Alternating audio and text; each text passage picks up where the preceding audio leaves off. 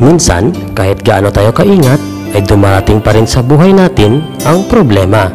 Gaya na lang ng tampok sa kwento natin ngayon, na pinagbintangang kidnapper na wala namang konkretong basihan.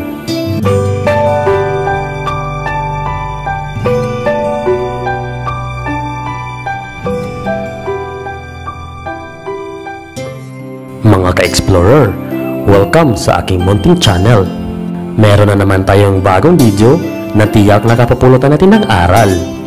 Kung bago ka pa lang dito sa aking channel, ay huwag kalimutang i-like, i-subscribe, at pindutin ang notification bell para updated ka sa mga susunod kong videos. So, ano pang hinintay natin? Tara na, simulan na natin. Sa isang city ng Australia, ay may isang lalaking masipag at matyaga sa trabaho. Peter ang pangalan nito. Pinanganak ito sa isang masayang Black American na pamilya. Pinalaki itong may takot sa Diyos at respeto sa kapwa. Masipag at mabilis ito sa trabaho. Sa katunayan nga ay sa araw-araw ay busy ito sa kanyang mga lakarin. Nagtatrabaho kasi ito sa ahensya ng gobyerno na namamahala sa kapakanan ng mga kabataan. Halos lahat ng oras sa trabaho nito ay nakatuon lang sa paglalakad at paglilibot sa mga bayan para gumawa ng field report tungkol sa mga batang lansangan at mga batang inabandona na ng kanilang mga magulang. Sa trabaho ni Peter ay napamahal ito sa mga batang kalye. Marami itong naging kaibigang mga bata at kilalang kilala ito doon pag bumibisita ito. Sa dami ng mga batang nakasalamuhan ito at naging kaibigan, ay may isa pa ring batang tumatak sa kanyang puso't isipan. Napalapit ito sa kanya at dumating na nga sa puntong tinuturing na niya itong sarili niyang anak. Ang pangalan ng batang iyon ay si Ken. Unang nagkita at nagkakilala ang dalawa noong gabi ng Mayo 2 sa oras na 10:00 ng gabi. Naglalakad si Peter sa isang iskinita pauwi sa kanilang bahay, na kung saan ay may bigla na lang sumulpot na dalawang lalaki at hinarangan ito. Tinangka ng dalawang lalaking hold upin si Peter. Ngunit nasorpresa ang dalawa nang nanlaban si Peter sa kanila. Meron din kasi itong background sa taekwondo. Sa galit ng isa sa dalawang hold-upper ay bumunot ito ng kutsilyo at tinangkang saksakin si Peter. Ngunit nakaiwas ito at hindi natamaan. Nang makita ni Peter na may mga kutsilyo na ang dalawang lalaki, ay dali-dali ito tumakbo patakas. Hindi na niya alam kung saan-saan siya napunta, basta ang nasa isip lang niya ay makatakas. Hinabol siya ng dalawang lalaki. Nagkataon kasi na madilim sa lokasyon na iyon at wala pang masyadong tao. Nagtago si Peter sa likod ng basurahan. Nagkataon naman na nakita pala nitong si Ken ang buong pangyayari. Sinundan niya si Peter kung saan ito tumakbo. Madali lang na nasundan ni Ken si Peter dahil sa memoryado nito ang pasikot-sikot sa lugar na iyon. Habang nakakubli si Peter sa likod ng basurahan ay tinawag niya ito. "Mama, halika dito."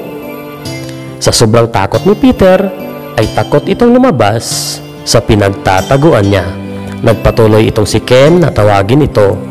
"Gusto mo bang mabuhay? Sumama ka sa akin, tutulungan kitang makatakas." Sa sinabi ni Ken ay dali-daling lumabas si Peter at sumama sa kanya. Laking pasalamat ni Peter sa pagkakaligtas sa kanya ni Ken. Kaya ganoon na lang kabilis na napalapit ito sa kanya ay dahil sa malaki ang naitulong ito sa kanya. At isa pa ay napamahala din ito dahil sa kabaitan nito. Nagdulot ng pagkatruma kay Peter ang nangyari sa gabing iyon. Takot na itong umalis ng gabi at takot na rin itong maglakad mag-isa. Dahil sa dinulot ng trauma kay Peter, ay nagdesisyon na lang si Peter at ang asawa nito na magretiro na lang ito ng maaga. At nangyari nga na nagretiro na lang itong si Peter at nagpahinga ng 1 taon. Malaki din naman kasi ang kinikita ng asawa nito bilang isang principal ng high school. Habang nagpapahinga si Peter ay dinawala sa isip nito si Ken. Palagi itong nasa isip nito at hinahanap-hanap. Inisip nito kung kamusta na ba siya o kung ano na ang mga ginagawa nito. Hindi kasi ito makalabas ng bahay dahil sa striktong utos ng asawa niya na magstay siya doon at magpagaling. Tumutulong na lang minsan ito sa pagluluto para mainsayo din niya ang kanyang katawan. At lumipas ang 4 na buwan. Nakapag fully recovered na itong si Peter at unang binalak niyang gawin ay hanapin agad si Ken. Sa isip niya nito ay kung wala pang nakapag-ampon kay Ken ay ako na lang ang mag-aampon dito. Sa 8 taon kasing pagsasama ni Peter at ng kanyang asawa ay hindi pa talaga nagkakaanak ang dalawa. Matagal na din kasi nakukwento ni Peter sa kanyang asawa itong si Ken at nagustuhan naman ito ng asawa niya. Kaya ganoon lang ang pagmamadali ni Peter na pumunta sa kung saan nagtatambay si Ken. Ngunit nalungkot ito pagdating niya doon sa lugar na iyon. Wala kasi itong naabutang Ken sa pagdating niya doon. Nagtanong-tanong ito kung kani-kanino, ngunit wala namang nakakakilala sa batang iyon. Sa pagkawala ni Ken ay bahagyang nalungkot ito. Ngunit hindi ito tumigil sa paghahanap sa bata, sa pag-asang magkikita din sila nito balang araw. At lumipas ang 1 buwan. Dahil sa di na nila makita si Ken, ay nagdesisyon na ang mag-asawang mag-ampon na lang ng ibang bata. Pumunta si Peter sa isang bahay ampunan para makahanap ng batang aampunin. Nang ito'y umiikot-ikot sa loob ng bahay ampunan, ay merong nakakuha sa atensyon nitong isang bata. Nakaupo ito sa sulok at nakayuko. Nilapitan niya ito at laking tuwa ni Peter nang madiskubre niyang iyon pala si Ken. Kinamusta niya ito at niyakap. Nakuha naman ni Peter ang kustodiya kay Ken at sila na ang nagtayong ama at ina nito. Naging masaya si Ken sa piling nila. At lumipas ang 6 na buwan.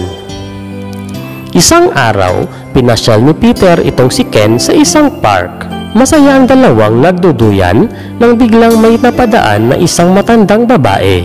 Sinabihan nito si Peter, "Bakit mo kasama yung bata?" "Anak ko po siya, ma'am."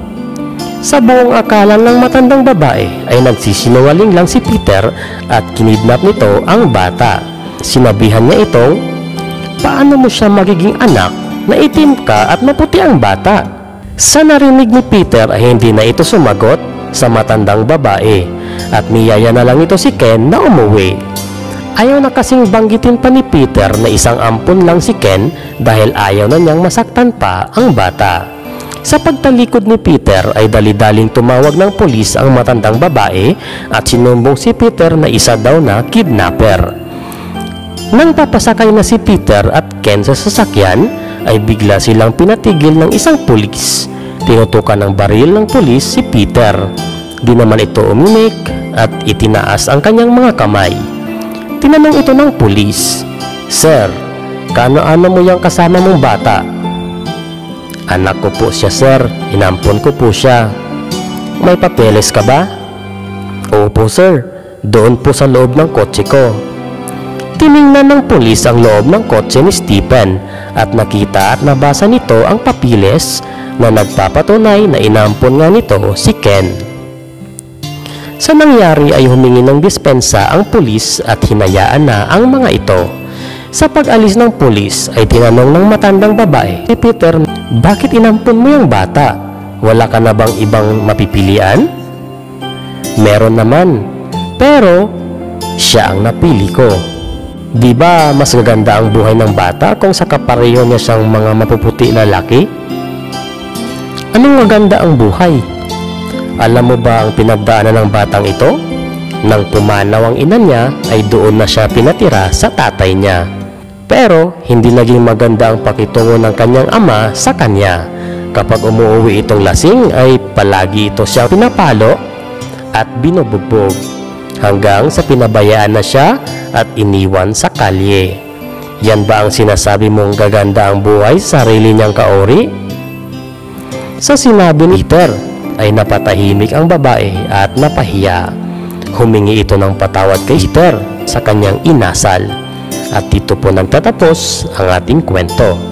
Mga ka-explorer, hindi basihan ang kulay kung mabait ang isang tao o hindi. Kaya, Huwag po tayong humusga base lang sa kulay ng tao, estado ng pamumuhay nila, at sa itsura nila. Sabi nga sa Biblia ni Apostol Matthew, "Judge not, that ye be not judged." Maraming salamat po.